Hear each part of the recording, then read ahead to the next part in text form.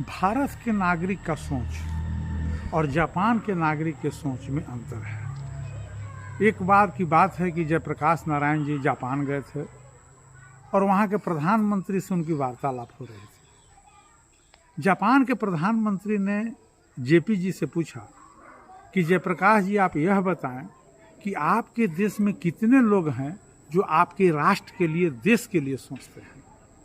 JP जी ने कहा कि ऐसे तो नहीं है हमारे देश में। मेरे देश में राष्ट्र के प्रति समर्पण की भावना बहुत कम लोगों में है।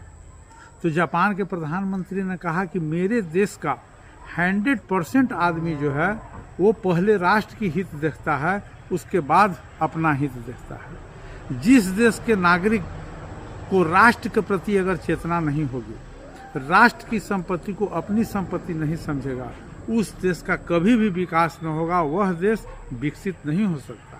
मेरा जापान छोटा सा देश होने के बावजूद भी विकसित देश इसलिए है कि हमारा जापान का नागरिक जो है अपने देश के लिए सोचता है। हम लोग भारत में, बिहार में देखते हैं, आप देखते होंगे हमारे किसान भाई को सिंचाई करते हैं, रोड के किनारे पाइप डाल देंगे और पाइप डाल के सिंचाई कर लेंगे। सिंचाई करने के बाद अपना पाइप तो कबार लेते हैं, लेकिन पाइप की रक्षा के लिए जो मिट्टी दिया होगा रहता है उसको नहीं हटाते हैं। जबकि मुश्किल से 2 मिनट का काम है, उनके पास कुदाल रहता है, चाहेंगे तो उस मिट्टी को अपने कुदाल से 2 मिनट में साफ कर देंगे, लेकिन वो उस पाइप को हटा लेंगे, लेकिन मिट्टी को छोड़ देते हैं। वही मिट्टी ब्रेकर के रूप में कार्य करता है और वो दुर्घटना का कारण हो जाता है और उस ब्रेकर के चलते पब्लिक प्रॉपर्टी जो है वो डैमेज हो जाता है। तो इस तरह की मानसिकता हमारे यहाँ है।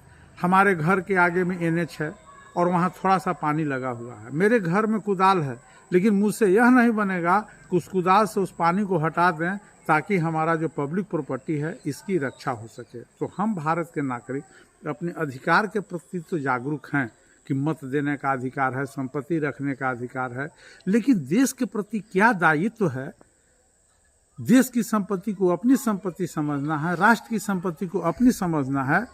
इस दायित्व का निर्वहन नहीं कर पाते हैं और जब तक भारत का नागरिक देश की संपत्ति को अपना संपत्ति नहीं समझेगा, राष्ट्र के प्रति लगाव नहीं होगा, प्रेम नहीं होगा, तब तक यह देश विकसित नहीं हो सकता। चाहे लोकतंत्र में तो सरकारें बदलती रहती हैं, सरकारें बदलने रहने से कोई फर्क नहीं पड़ता जब तक यहाँ का नागरिक जागरूक नहीं होगा और देश के प्रति समर्पित नहीं होगा।